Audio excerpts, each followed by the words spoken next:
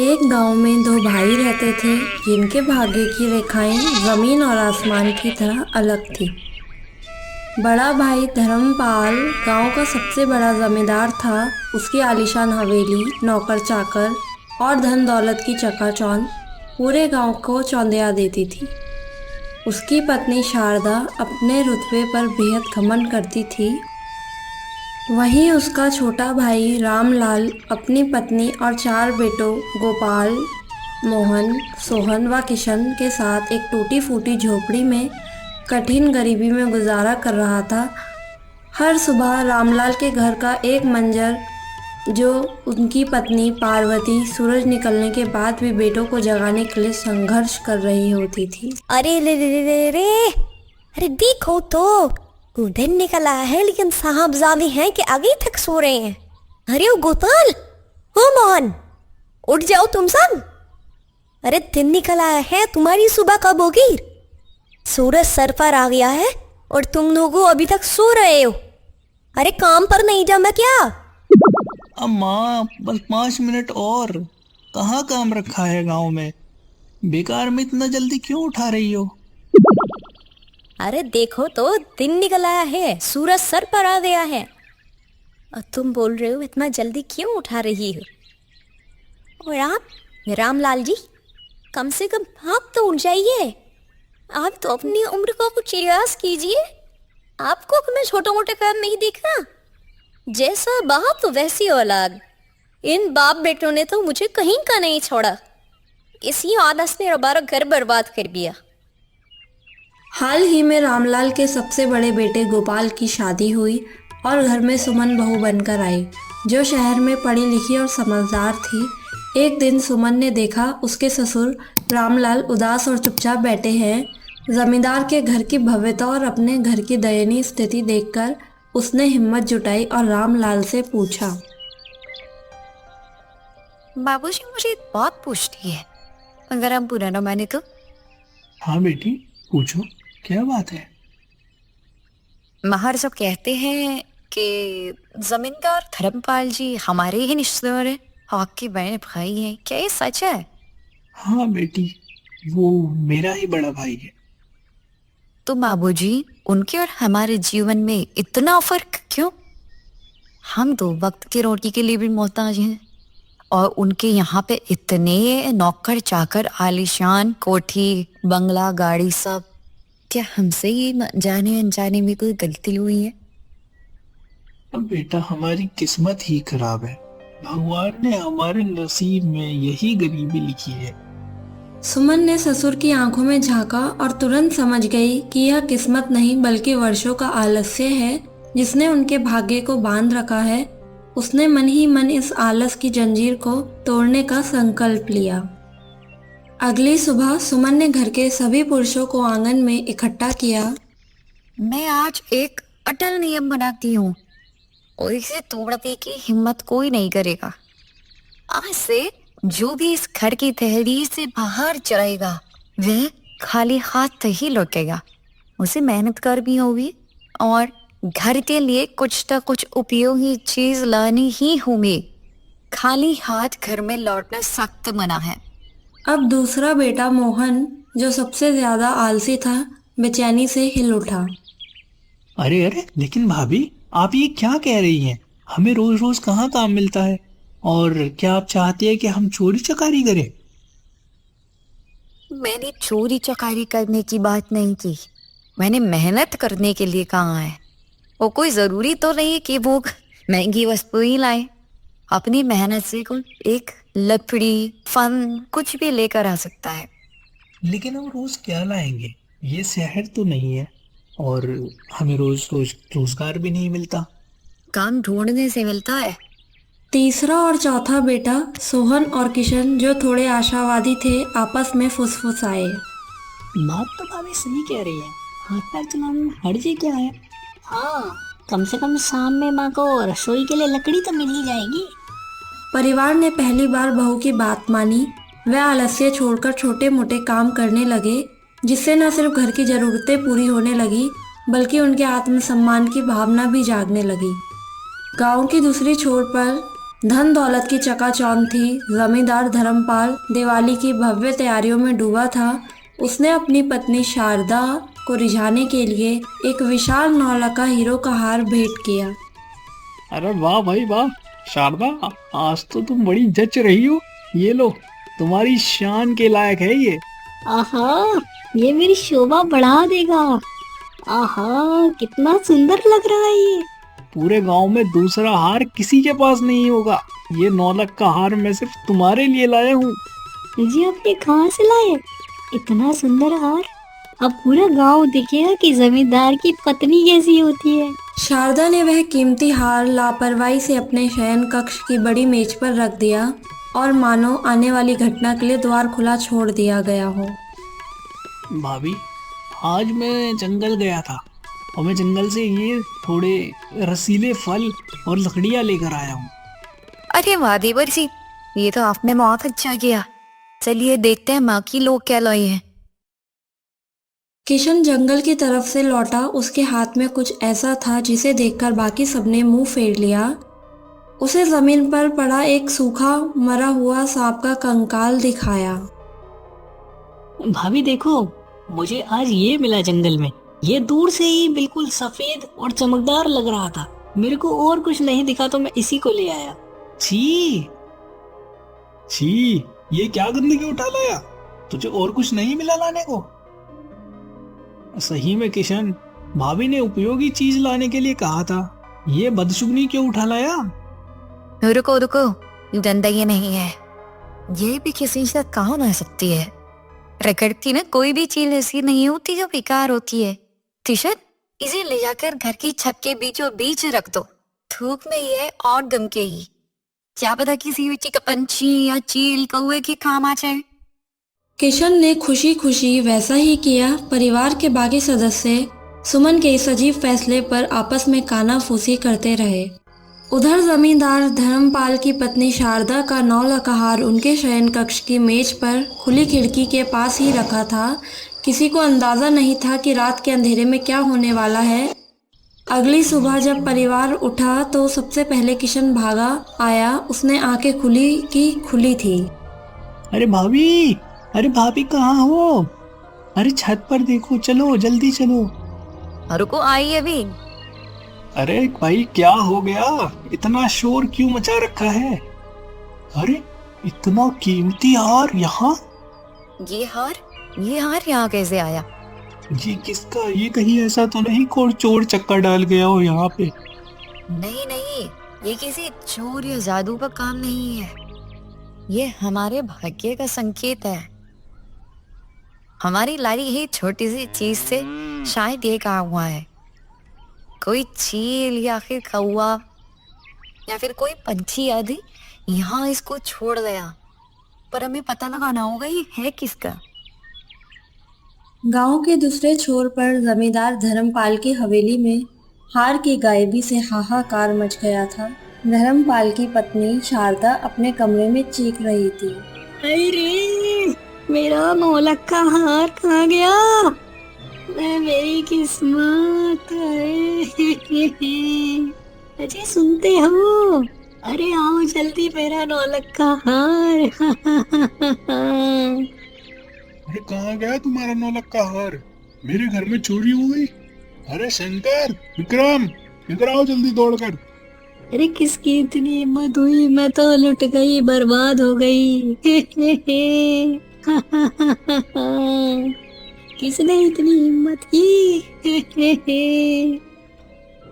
शारदा तुम चुप हो जाओ। यह हार चोरी नहीं हुआ है, ये मेरी इज्जत चोरी हुई है।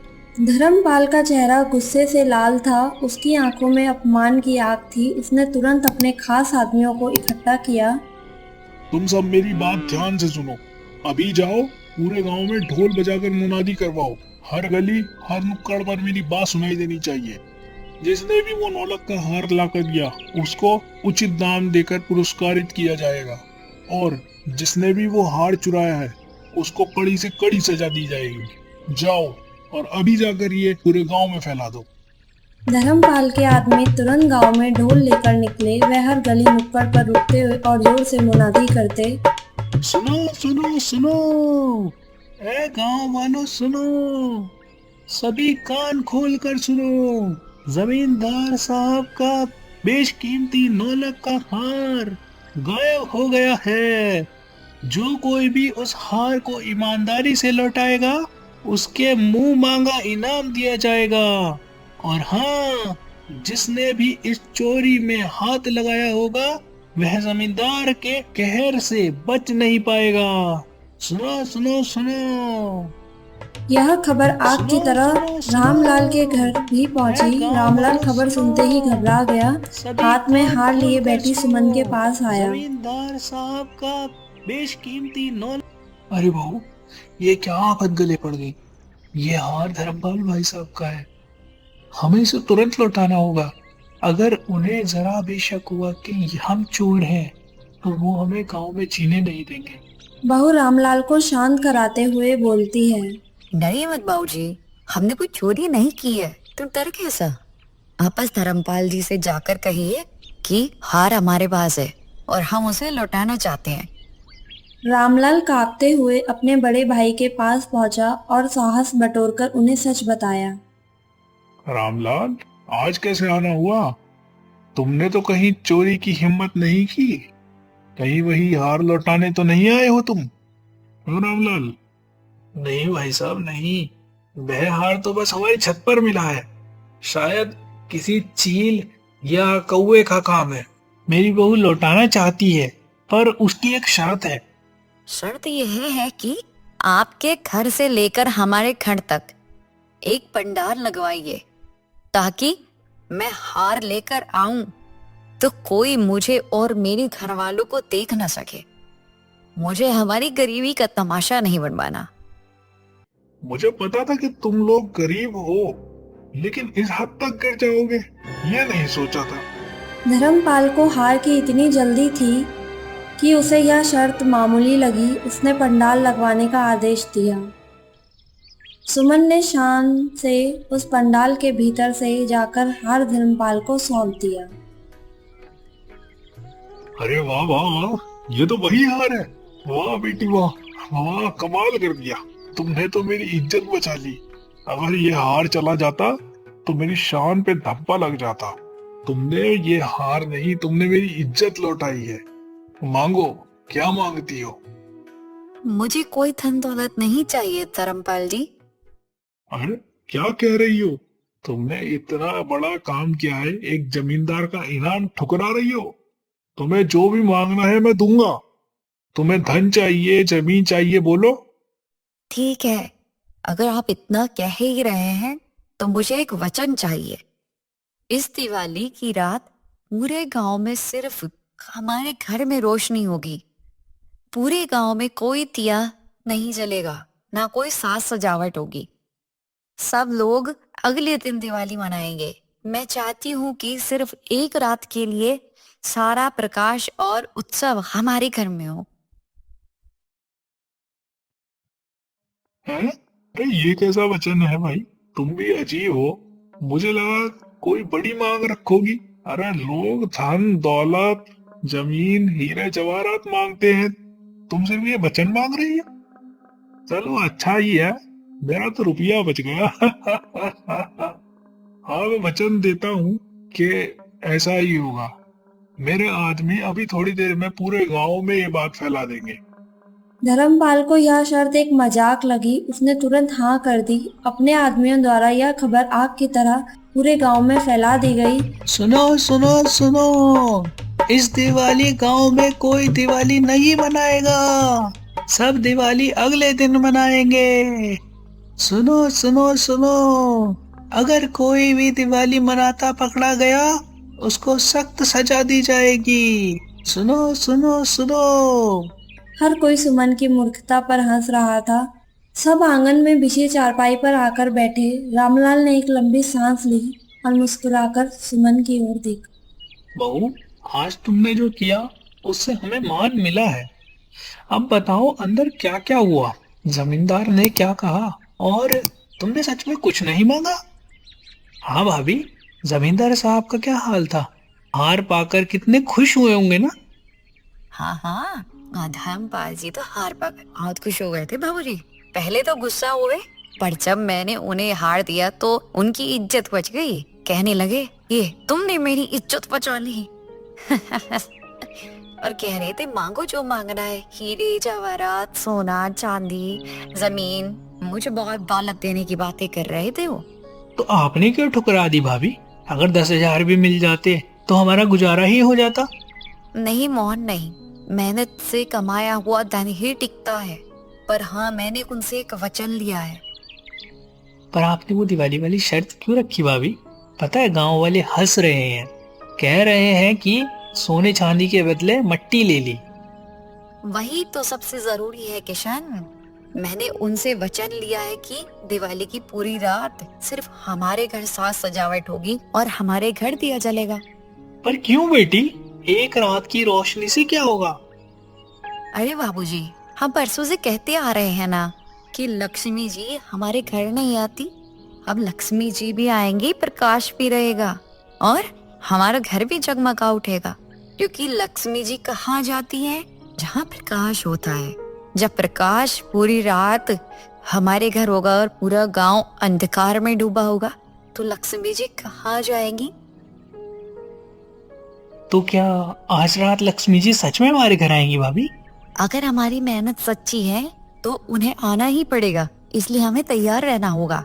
अब सुनो, मैंने दरवाजे के लिए कुछ योजना बनाई है। सुनो, तुम दोनों दरवाजे के भीतर और तुम दो दरवाजे के बाहर खड़े रहोगे। ससुर जी, आप भी दरवाजे के भीतर खड़े रहेंगे और मेरी बिना मर्जी के ना कोई अंदर आएगा और ना ही अंदर से कोई बाहर जाएगा। Is that clear? हाँ बेटी हाँ। जी भाभी। वह रात आ गई। दिवाली की रात गांव में घना उदास अंधकार पसरा था। इस अंधकार के बीच रामलाल की छोटी सी झोपड़ी सुमन की मेहनत और संकल्प की रोशनी से जगमगा रही थी। सुमन ने अपने परिवार के सदस्य को उनके निर्धारित स्थान पर तैनात किया। जब रात गहराई और गांव की गलियां पूरी तरह से अंधेरे में डूब गई, तब धन की देवी माता लक्ष्मी पृथ्वी पर आई।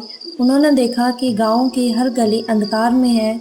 जब लक्ष्मी जी ने झोपड़ी में प्रवेश करना चाहा, तो बाहर खड़े गोपाल और मोहन ने तुरंत उन्हें विनम्रता से हाथ जोड़कर रोक दिया। क्षमा करे देवी, हमारी भाभी ने सख्त मना किया है।